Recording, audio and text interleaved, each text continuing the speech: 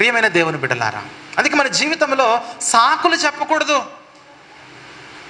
చిన్నప్పుడు 4వ తరగతి 5వ తరగతి అనుకుంటా, హాస్టల్లో ఉన్న క్రిస్టియన్ హాస్టల్, అది బాగా గుర్తు. ఒక పాట, నేడే రక్షణ ఆనందం పొందండి, యేసు ప్రేమను కనులారా చూడనని ఒక పాట ఉండేది. చాలా చిన్నగా ఉన్నప్పుడు పాడేవాడిని.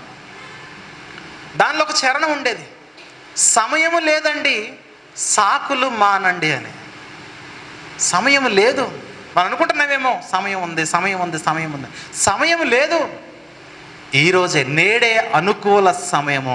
సాకులు మానేసి దేవుని వాక్యం ఎలా చెబుతున్నదో ఆ ప్రకారంగా మన జీవితాలు మనం మార్చుకోవాలి.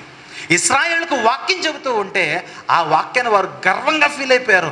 వాక్యం అంటే మాదే, ధర్మశాస్త్రం అంటే మాదే, దేవుడు అంటే మాకే, యెరూషలేము అంటే మాదే, దేవాలయం అంటే మాదే, రాజులంటే మా వాళ్ళే అని గొప్పగా గర్వంగా ఫీల్ అయిపోతూ ఉంటే, యేసు ప్రభు వచ్చినా వారు కళ్ళకున్న పొరలు తొలగించబడక ఆ వచ్చిన రక్షకుణ్ణి వారు గుర్తించకపోయేసరికి ఆ రక్షణ ఎక్కడికి వెళ్ళిపోతుంది చెప్పండి? అన్యజనుల యొద్దకు వెళ్ళిపోయింది.